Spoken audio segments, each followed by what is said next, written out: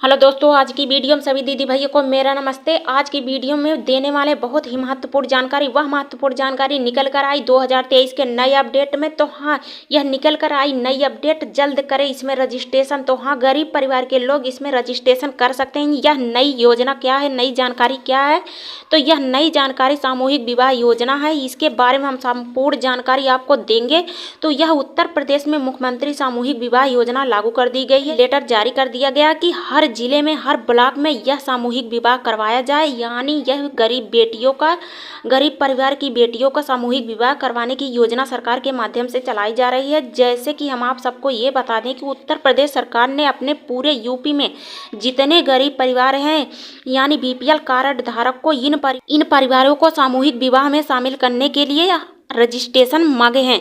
तो हाँ, जैसे कि विधवा बेटियां हों, तलाकशुदा बेटियां हों, सामूहिक विवाह की योजना उन्हीं के लिए प्रदान की जा रही है। तो सरकार की तरफ से इनको लाभ दिया जा रहा है। या स्वयं सहायता समूह की महिलाएं भी लाभ उठा सकती हैं, यानी अपनी भी बेटियों का विवाह करवा सकती हैं इसमें। तो इसके अंतर्गत सामाजिक कल्याण हेतु सरकार ने यह विभाग उत्तर प्रदेश में जो योजना निकाली है वह 2023 के नई अपडेट में निकाली है। इसमें तैयारी की जा रही सरकार के माध्यम से गरीब परिवारों की बेटियों को सामूहिक विवाह करवाया जा रहा है और उसके साथ बेटियों को खर्च भी दिया जा रहा है। तो वह खर्च कितना दिया जा रहा है? वह खर्च 51,000 रुपये दिया जा रहा है। इन लोगों पर खर्च किए जा रहे हैं वह अपनी बेटी की शादी नहीं कर सकते हैं, बहुत ही असहाय लोग हों और वह बीपीएल कार्ड धारक हों और बहुत ही गरीब रेखा से हों, यानी जनजाति, अनुसूचित जनजाति या पिछड़े वर्ग के लोग ही इसमें रजिस्ट्रेशन करवा सकते हैं।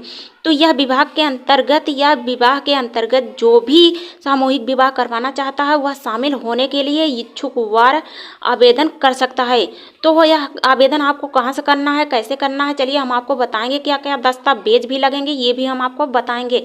तो खंड विकास अधिकारी के पास आपको यह फार्म जमा करना पड़ेगा। तो आप एनआरएलएम ऑफिस में भी जमा कर सकते हैं, यानी जो उत्तर प्रदेश राज्य ग्रामीण आजीविका मिशन के तहत एनआरएलएम बने हैं, ऑफिस खुले हैं, वहाँ भी आप आवेदन करवा सकते हैं। तो सामूहिक विवाह के लिए कौन कौन लोग कर सकते हैं आवेदन, आपको ये बता ही दिए हैं। पिछड़े वर्ग के लोग इसमें आवेदन कर सकते हैं, रजिस्ट्रेशन करवा सकते हैं। तो जैसे हम आपको ये भी बता दें, इसमें यह उत्तर प्रदेश के निवासी होना चाहिए, साथ ही यह गरीब परिवार से होना चाहिए और कन्या की उम्र लगभग 18 से 21 वर्ष हो गई हो और वह राजकीय महिला हो, यानी स्वयं विवाह के लिए इच्छुक वार होनी चाहिए और कानूनी रूप से, यानी जो भी विधवा हो वह तलाकशुदा हो और उन्हीं के अंतर्गत इन्हें लाभ दिया जा सकता है। तो यही बेटी या महिला का विवाह करवा सकती है सरकार सामूहिक तौर पर। तो और हम बता दें, कन्या का बैंक खाता होना चाहिए, यानी पर्सनल वाला खाता होना चाहिए और उसमें बैंक में आधार कार्ड लिंक होना चाहिए। उन्हीं बेटी का विवाह हो सकता है। सरकार की तरफ से कुछ अनुदान भी दिए जाते हैं जो हम आपको बता ही दे रहे हैं, जैसे 51,000 रुपये अनुदान में मिलते हैं। तो विवाह के आवेदन करना होगा तो वह दस्तावेज भी मांगे जाएंगे, यानी जिले की तरफ से, ब्लॉक की तरफ से कुछ दस्तावेज भी लगेंगे फॉर्म के साथ। तो आपको अपने विकास खंड पर आवेदन करना होगा। फॉर्म के साथ कौन कौन दस्तावेज लगते हैं चलिए हम आपको ये भी बता दे रहे हैं। सबसे पहले आधार कार्ड, निवास प्रमाण पत्र, जाति प्रमाण पत्र, आय प्रमाण पत्र और परिवार रजिस्टर, यानी परिवार रजिस्टर वह लगाया जाता है। परिवार की देखरेख की जाती है, कितने परिवार हैं। तो हाँ, वर वधू का फोटो लगता है, मोबाइल नंबर लगता है, पर्सनल खाता लगता है लड़की का। तो इसमें इतने दस्तावेज के साथ वह आवेदन करेंगी अपने ब्लॉक पर विकास अधिकारी के पास। तो आज की स्थिति में महंगाई होने के कारण गरीब परिवार अपनी बेटियों का विवाह करने में असमर्थ हो रहे हैं, इसलिए योगी आदित्यनाथ जी की तरफ से इस योजना के तहत बेटियों का विवाह योजना निकाली गई है। इसमें जो हम आपको बता दे रहे हैं, अनुसूचित जनजाति या पिछड़े वर्ग के जितने लोग भी हैं उसमें रजिस्ट्रेशन करवा सकते हैं, आवेदन करवा सकते हैं। तो और जो यह है बीपीएल कार्ड धारक ही आवेदन इसमें कर सकते हैं। तो सभी दीदी भाइयों को आज सामूहिक विवाह के बारे में, योजना के बारे में पूरी जानकारी हम देंगे। तो सामूहिक विवाह करना चाहते हो तो आप अपने ब्लॉक से संपर्क करिए, अपने कार्यालय से संपर्क करिए या नगर निकाय से संपर्क करिए या एनआरएलएम ऑफिस से संपर्क करके वहां से आप आवेदन करके विवाह हेतु आवेदन कर सकते हैं।